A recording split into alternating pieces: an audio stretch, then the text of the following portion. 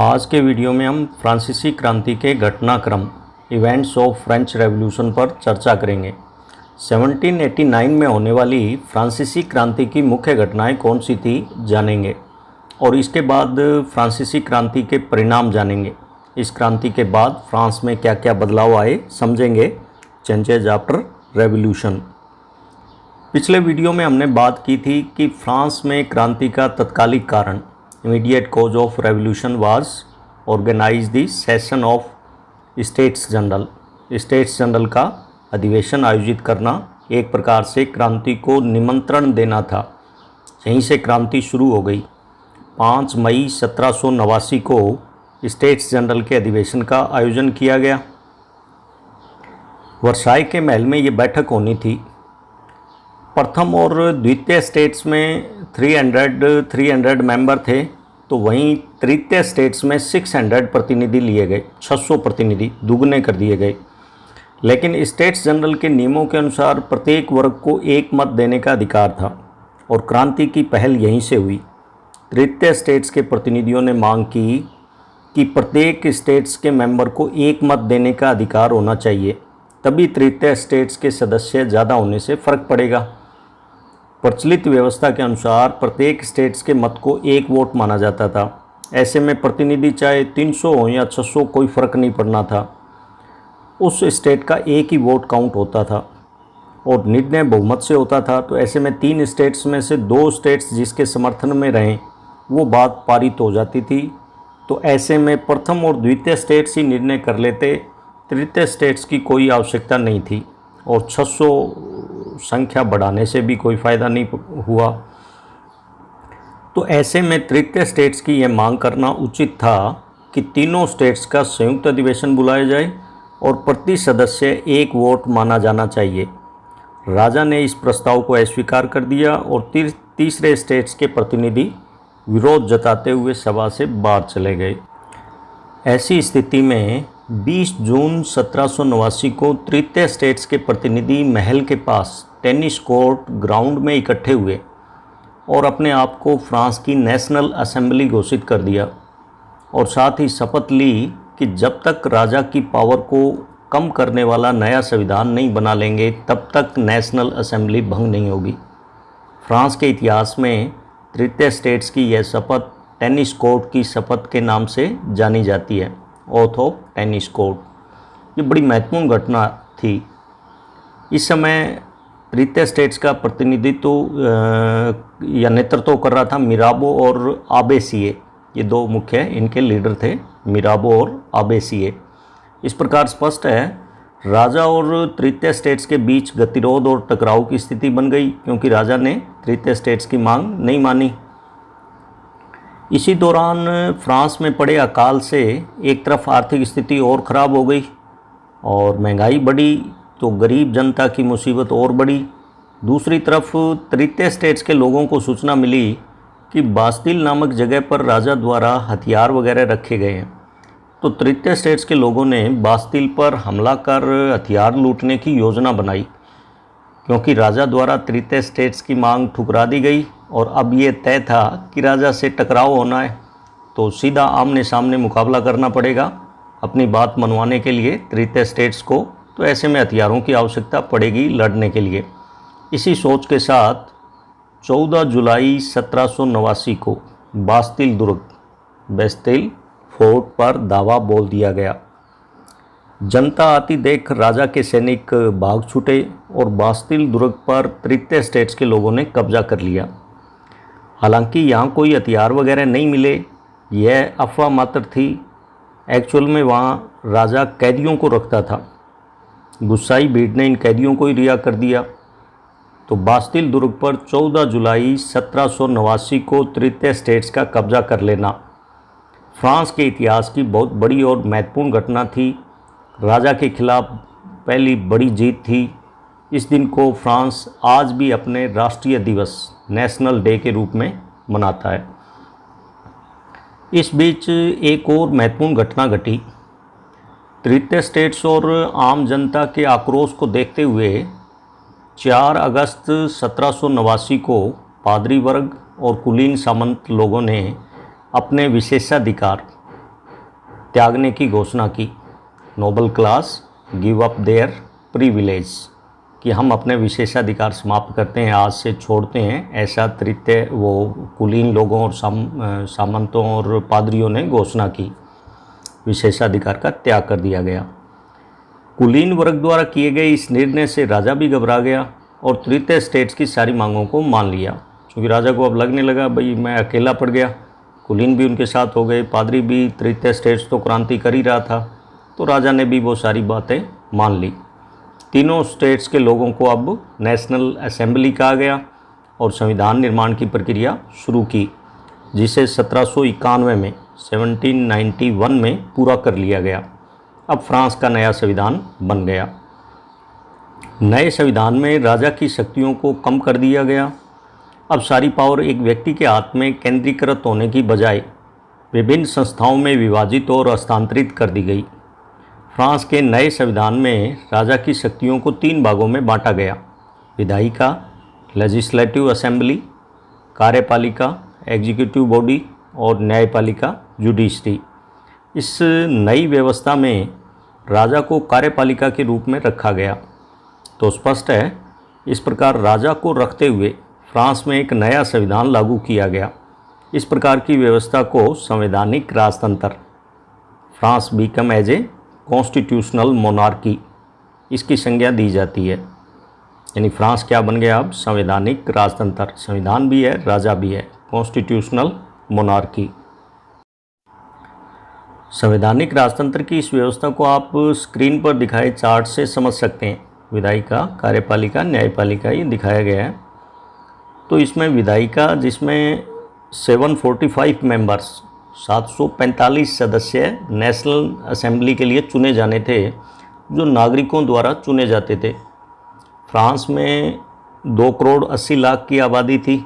इसमें से 40 लाख लोगों को मताधिकार दिया गया, जिन्हें सक्रिय नागरिक कहा गया, एक्टिव सिटीजन्स।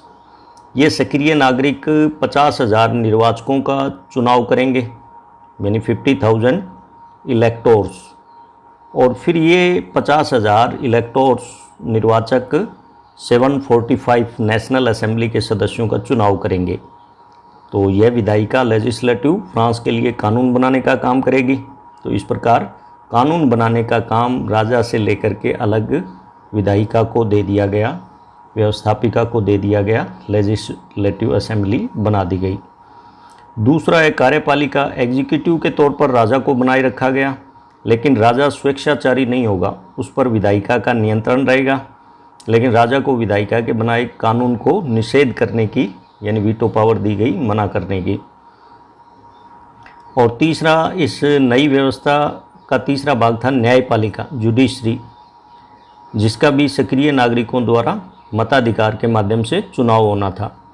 तो इस प्रकार स्पष्ट है, नई संवैधानिक राजतंत्रात्मक व्यवस्था में राजा की निरंकुश शक्तियों को समाप्त करते हुए विधायिका को राजा पर नियंत्रण करने की पावर दी गई। साथ ही इस नए संविधान में पुरुष एवं नागरिक अधिकार घोषणा पत्र, the declaration of rights of man and citizen, ये भी लागू किया गया। आम लोगों को जीवन के अधिकार, अभिव्यक्ति की स्वतंत्रता का अधिकार और कानून के समक्ष बराबरी के अधिकार को नैसर्गिक एवं अहरणीय अधिकार के रूप में लागू किया गया। मतलब ये अधिकार प्रकृति प्रदत्त ऐसे अधिकार हैं जिनको छीना नहीं जा सकता, हस्तांतरित नहीं किया जा सकता, यानी उनको जन्म से ही प्रकृति प्रदत्त अधिकार हैं और मिलने चाहिए। The Declaration of Rights of Man and Citizen, such as the right to life, freedom of speech, freedom of opinion, equality before law, were established as natural and inalienable rights. That is, they belong to each human being by birth and could not be taken away. It was the duty of the state to protect each citizen's natural rights. France की क्रांति के अगले घटनाक्रम पर नज़र डालें। France में राजतंत्र का उन्मूलन और गणतंत्र की स्थापना। France abolishes monarchy and become a Republic.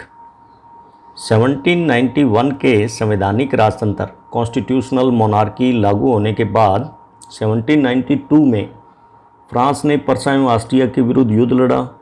जनता ने इस युद्ध को राष्ट्रीय युद्ध की तरह लिया, लेकिन इन क्रांतिकारी युद्धों से जनता को भारी क्षति एवं आर्थिक कठिनाइयाँ झेलनी पड़ी।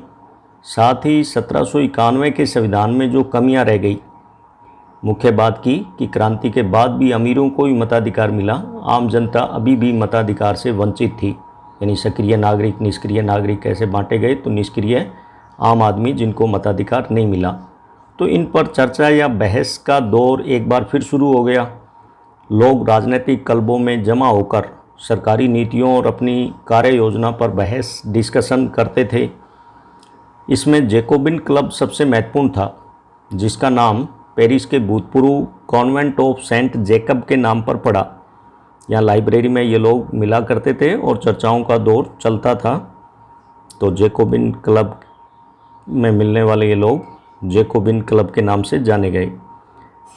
जैकोबिन क्लब के सदस्य मुख्य रूप से तृतीय स्टेट्स के छोटे दुकानदार और कारीगर, जैसे जूता बनाने वाले, पेस्ट्री बनाने वाले, घड़ी साज, छपाई करने वाले, नौकर एवं डेली बेसिस पर दिहाड़ी मजदूरी करने वाले लोग थे। और इनका नेता मैक्समिलियन रोबेस्पियर था। तृतीय स्टेट्स के ये निचले तबके के लोग अपने आप को उच्च वर्ग से अलग महसूस करते थे। फ्रांस में उच्च वर्ग के लोग घुटनों तक के कपड़े पहनते थे, जिसको ब्रीचेस कहा जाता था, फ्रेंच लैंग्वेज में ब्रीचेस। जबकि जैकोबिन लोगों ने बिना घुटने वाले कपड़े पहनने शुरू किए, यानी घुटनों से ऊंचे रहने वाले कपड़े। अतः इनको सौकुलात कहा जाता था। ये भी फ्रेंच भाषा का शब्द है, जिसका मतलब बिना घुटनों के। तो ब्रीचेज एवं सौकुलात ये फ्रेंच भाषा के शब्द हैं। इनका आप अर्थ समझ गए। ब्रीचेज मतलब घुटनों तक का और सौकुलात मतलब बिना घुटनों वाले। तो इस प्रकार जैकोबिन क्लब ने अपने आप को डिफ्रेंशिएट कर लिया उच्च वर्ग से। दूसरी तरफ लुई 16 के बारे में बात करें, जाने कि इस क्रांति के बारे में उसके मन में क्या चल रहा था। राजा अपने अधिकार कम या सीमित किए जाने से खुश नहीं था। कोई भी नहीं होगा तो राजा भी नहीं हुआ। वह फिर से सारी पावर हासिल करने की फिराक में था। उसने ऑस्ट्रिया पर्सा के राजाओं से गुप्त बातचीत करना शुरू की। इस संदर्भ में ये पड़ोसी देश भी नहीं चाहते थे कि फ्रांस में राजतंत्र के खिलाफ क्रांति हो, क्योंकि आज जो फ्रांस में हो रहा है कल उनके देश में होगा। वहाँ की जनता भी निरंकुश राजतंत्र के खिलाफ क्रांति के लिए प्रेरित होगी। अतः वे लुई 16 को सहायता देकर क्रांति दबाना चाहते थे। एक दिन लुई 16 परिवार सहित वेश बदलकर गुप्त रूप से पड़ोसी देशों से सहायता लेने के लिए जा रहा था। रात को जनता द्वारा पहचान लिया गया और पकड़ लिया गया और अंततः राजा को भी फांसी दे दी गई। फांसी देने को वहाँ गिलोटिन चढ़ाना कहते हैं। गिलोटिन एक टर्म है, इसका मतलब फांसी दे दी गई। और 21 सितंबर 1792 को राजतंत्र का अंत कर दिया गया और फ्रांस को एक गणतंत्र रिपब्लिक घोषित कर दिया गया। फ्रांस की नवनिर्वाचित असेंबली, इसको कन्वेंशन नाम दिया गया। जैसे नाम दिया गया, पीछे जैसे हमने बात करी, असेंबली ने अपने आप को नेशनल असेंबली के रूप में कहा, तृतीय स्टेट्स के लोगों ने नेशनल असेंबली। ऐसे ही अब नई जो असेंबली बनी उसका नाम रखा गया कन्वेंशन। और नए गणतंत्र का नेता बना रोबेस्पियर। जैकोबिन क्लब द्वारा ये क्रांति की गई, राजा को हटाने की और राजा को फांसी देने की। तो इन जैकोबिन क्लब का नेता रोबेस्पियर अब नया नेता बना। रोबेस्पियर ने 1793 से 1794 तक, 1793 से 1794 तक तकरीबन एक साल सत्ता संभाली। इसके शासनकाल को आतंक का राज, द रेन ऑफ टेरर के नाम से जाना जाता है।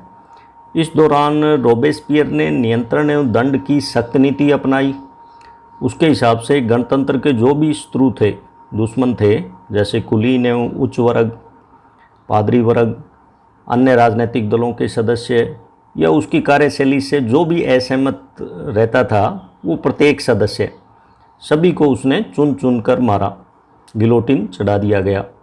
तो इस एक साल के रोबेस्पियर के शासनकाल में लोगों में इतना भय, डर पैदा हो गया कि कब किसका नंबर आ जाए। इसलिए इस शासनकाल को आतंक का राज, द रेन ऑफ टेरर के नाम से जाना जाता है। दूसरी तरफ रोबेस्पियर सरकार ने आम जनता के लिए कुछ अच्छे काम भी किए। कानून बनाकर मजदूरी एवं कीमतों की अधिकतम सीमा इन्होंने तय की, जिससे महंगाई नहीं बढ़े, आम जनता को कुछ राहत मिले। गोश्त एवं पाव रोटी यानी ब्रेड की राशनिंग शुरू कर दी गई। किसानों को अपना अनाज शहरों में ले जाकर सरकार द्वारा तय कीमत पर बेचने के लिए बाध्य किया गया। सभी नागरिकों के लिए साबुत गेहूं से बनी और बराबरी का प्रतीक माने जाने वाली समता रोटी यानी इक्वलिटी ब्रेड खाना अनिवार्य किया गया। पहले एक महंगा सफ़ेद आटा आता था, कुछ लोग वो खाते थे, लेकिन अब सबके लिए कंपलसरी कर दिया गया कि सभी गेहूं की बनी रोटी खाएंगे, जो बराबरी का एक प्रतीक है, सिंबल ऑफ इक्वलिटी। तो इक्वलिटी ब्रेड शुरू की गई। बोलचाल और संबोधन में भी बराबरी का आचार व्यवहार लागू करने का प्रयास किया गया। उदाहरण के लिए पहले पुरुष के लिए मॉन्श्योर यानी फ्रेंच भाषा का शब्द है जिसका मतलब महाशय, सर, मॉन्श्योर, इसका इस्तेमाल होता था। वहीं महिलाओं को मदाम यानी मैडम, इसका फ्रेंच वर्जन है मदाम, महोदया कहा जाता था। तो अब मॉन्श्योर और मदाम की जगह नए शब्दों का इस्तेमाल शुरू हुआ। पुरुषों को सितोयन यानी नागरिक, सिटीजन कहा गया, सितोयन। महिलाओं को सितोइन यानी नागरिका। तो ये नए संबोधन से संबोधित किया गया। चर्च बंद कर दिए गए। तो रोबेस्पियर ने नियमों को कठोरता से लागू किया। लोगों में डर फैल गया, यहाँ तक कि उसके समर्थक भी त्राई त्राई करने लगे। लोग रोबेस्पियर से पीछा छुड़ाने के लिए प्रयास करने लगे और अंततः रोबेस्पियर को भी फांसी पर चढ़ा दिया गया और उसके शासन से मुक्ति मिली। आतंक के राज से फ्रांस को मुक्ति मिली। रोबेस्पियर के शासनकाल में लोगों ने देखा कि एक व्यक्ति का शासन कितना खतरनाक हो सकता है। अतः अब रोबेस्पियर के पतन के बाद फ्रांस के संविधान में फिर परिवर्तन किया गया और शासन व्यवस्था चलाने के लिए एक व्यक्ति को नियुक्त न करके 5 सदस्यों वाली एक कार्यपालिका एग्जीक्यूटिव बॉडी डायरेक्टरी बनाई गई। इसके पीछे सोच थी कि एक व्यक्ति तानाशाही या गलत हो सकता है, लेकिन 5 व्यक्ति मिलकर निर्णय करेंगे तो देश हित में होगा। तो इस प्रकार रोबेस्पियर के पतन के बाद फ्रांस में एक नई व्यवस्था लागू की गई, डायरेक्टरी का शासन। 1795 से फ्रांस में डायरेक्टरी का शासन शुरू हो गया, लेकिन डायरेक्टरी के 5 सदस्यों में सहमति नहीं बनती थी। अक्सर टकराव देखने को मिलने लगा। यानी ये दूसरा पहलू है एक, भाई 5 व्यक्ति गलत नहीं होंगे, मिलके फैसला लेंगे। तो ये सोच तो अच्छी थी, लेकिन 5 व्यक्तियों में सहमति भी नहीं मिलेगी, 5 अपने अपने हिसाब से सोचेंगे, तो ऐसे में टकराव देखने को मिलने लगा। और इसी डायरेक्टरी में 1799 में 1799 में नेपोलियन बोनापार्ट को प्रथम काउंसलर के तौर पर शामिल किया गया और डायरेक्टरी के लड़ाई झगड़े और राजनीतिक अस्थिरता का फ़ायदा उठाते हुए 1804 में नेपोलियन ने अपने आप को फ्रांस का राजा घोषित कर दिया। फ्रांस एक बार फिर से 1804 में राजतंत्र बन गया। नेपोलियन ने 1804 से 1815 तक फ्रांस के राजा के तौर पर शासन किया। लेकिन इतना अवश्य याद रखें कि भले ही नेपोलियन के तहत फ्रांस में राजतंत्र लागू हो गया हो, लेकिन नेपोलियन का राजतंत्र लुई 16 के निरंकुश राजतंत्र से भिन्न था। नेपोलियन को 1815 में वाटरलू के युद्ध में इंग्लैंड, ऑस्ट्रिया आदि राष्ट्रों ने मिलकर के हरा दिया और फ्रांस की सत्ता से बाहर कर दिया। अब हम फ्रांसीसी क्रांति के अंतिम टॉपिक क्रांति के परिणामों पर चर्चा करें। Results of French revolution, changes after French revolution. फ्रांसीसी क्रांति क्या बदलाव लेकर आई, क्या क्या परिवर्तन देखे गए, जानकारी लेते हैं। तो इसको हम 3 बिंदुओं के अंतर्गत लेंगे कि पहले तो हम देखेंगे महिलाओं के संदर्भ में क्या परिवर्तन आए, दूसरा हम दास प्रथा के संदर्भ में बात करेंगे, उन पर क्या प्रभाव पड़ा, और तीसरा फ्रांस की क्रांति के बाद रोज़ाना की ज़िंदगी में क्या बदलाव देखे गए। तो एक एक करके हम पढ़ें। सबसे पहले बात करें हम महिलाओं के संदर्भ में। फ्रांसीसी क्रांति महिलाओं के जीवन में क्या परिवर्तन लाई। What changes did the French revolution bring in the lives of women. फ्रांसीसी क्रांतिकारियों में महिलाओं ने भी अपनी भूमिका निभाई थी। जैसे क्रांतिकारी महिला ओलंप द गूज, मैडम रोला आदि महिला क्रांतिकारी भी शामिल थी। महिलाओं ने अपने हितों की रक्षा के लिए अपने आप को राजनीतिक गतिविधियों में शामिल किया। राजनीतिक रूप से संगठित होते हुए राजनीतिक क्लब बनाने शुरू किए, जैसे the society of revolutionary and Republican women, ये एक क्लब बनाया गया, सबसे पॉपुलर क्लब था। क्रांति के प्रारंभिक वर्षों में क्रांतिकारी सरकार ने महिलाओं के जीवन में सुधार करने वाले कानून लागू किए, जैसे सरकारी स्कूल खोले गए और सभी लड़कियों के लिए स्कूली शिक्षा कंपलसरी की गई। अनिवार्य रूप से सभी लड़कियों को पढ़ना जरूरी किया गया। अब महिलाओं को अपनी मर्जी से विवाह करने और तलाक देने का अधिकार दिया गया। अब महिलाएं व्यावसायिक प्रशिक्षण ले सकती थी, कलाकार बन सकती थी, छोटे मोटे व्यवसाय चला सकती थी। तो इतनी आज़ादी मिली, कुछ फाइनेंशियल आज़ादी भी है मिली। लेकिन इस क्रांति के बाद भी महिलाओं को वोट देने का अधिकार नहीं मिला। इसके लिए महिलाओं को लंबा इंतजार करना पड़ा। द्वितीय विश्व युद्ध के बाद ही महिलाओं को फ्रांस में मताधिकार मिला। अब हम फ्रांसीसी क्रांति का दासों पर क्या प्रभाव पड़ा जाने। रेवोल्यूशन एंड स्लेवरी सिस्टम, दास प्रथा। दास प्रथा क्या है कि इसमें मनुष्यों को गुलाम बना लेता था। ऐसे दास लोगों से घरेलू कार्य, खेत में कार्य आदि कठिन शारीरिक श्रम वाले काम करवाए जाते थे। दासों को खरीदा बेचा जाता था। यानी आज की तारीख में हमें ये बड़ी अजीब सी बात लगे कि एक मानव दूसरे मानव को खरीद रहा है, बेच रहा है, गुलाम बना रहा है, लेकिन उस ज़माने में ऐसा होता था। क्रांति के समय फ्रांस में और पूरी दुनिया में ही होता था। तो फ्रांस भी दुनिया का हिस्सा था, वहाँ भी दास प्रथा प्रचलन में थी। 18वीं सदी तक दास प्रथा एक बिल्कुल सामान्य बात रही, तो यहाँ भी प्रचलन में रही। फ्रांसीसी क्रांति के परिणाम स्वरूप स्वतंत्रता, समानता जैसे मूलभूत अधिकार लोगों को मिले, तो दास प्रथा पर भी चर्चा हुई। दासों को भी स्वतंत्रता, समानता का हक मिले, बहस चली और 1794 के कन्वेंशन ने फ्रांसीसी उपनिवेशों के सभी दासों की मुक्ति का एक कानून पास किया। इससे कुलीन वर्ग को कठिन शारीरिक कार्य करवाने में दिक्कत आनी शुरू हो गई। यानी जब दास प्रथा समाप्त करने का कानून बना दिया गया, तो अब दास जो काम करते थे उन कामों को करने में दिक्कत आई। तो धीरे धीरे मांग उठनी शुरू हुई कि दास प्रथा मुक्ति कानून समाप्त किया जाए, दिक्कत हो रही है। तो 1804 में नेपोलियन ने फ्रांस का राजा बनने के बाद दास प्रथा फिर शुरू कर दी और इस दास प्रथा को अंतिम से फ्रांस द्वारा 1848 में समाप्त किया गया। फाइनली स्लेवरी वाज अबोलिश्ड इन 1848। अब हम क्रांति और रोज़ाना की ज़िंदगी, French revolution and everyday life, इसके बारे में बात करें कि इस क्रांति से स्वतंत्रता, समानता, बंधुत्व की भावना का विकास हुआ, ऐसे बड़ी बड़ी ये बातें की गई। लेकिन इसका आम जिंदगी में क्या असर देखा गया, आम जनता की डे टू डे लाइफ में, रूटीन डेली एवरीडे लाइफ में क्या फ़र्क पड़ा, तो इस संदर्भ में बात करें। इस क्रांति के परिणाम स्वरूप आम लोगों के जनजीवन में क्या बदलाव आए। फ्रांस की क्रांतिकारी सरकारों ने कानून बनाकर स्वतंत्रता एवं समानता को आम लोगों के लिए लागू करने के प्रयास किए। 1789 में क्रांति के बाद सेंसरशिप कानून समाप्त किया गया। सेंसरशिप का क्या मतलब था कि राजतंत्र के तहत कोई भी व्यक्ति राजा के खिलाफ नहीं बोल सकता था, कोई सरकार की आलोचना नहीं कर सकता था, कोई सरकार विरोधी बात अखबार में, किताब में प्रकाशित नहीं कर सकता था, कोई ऐसा नाटक भी मंचित नहीं किया जा सकता था जिसमें सरकार की आलोचना हो। तो कोई भी बात व्यक्त करने से पहले सरकार से, राजा से परमिशन लेनी पड़ती थी। और सरकार विरोधी है, राजा विरोधी है, तो राजा परमिशन देगा नहीं, स्वाभाविक सी बात थी। तो अर्थात राजतंत्र में अभिव्यक्ति की स्वतंत्रता नहीं थी, फ्रीडम ऑफ एक्सप्रेशन नहीं थी।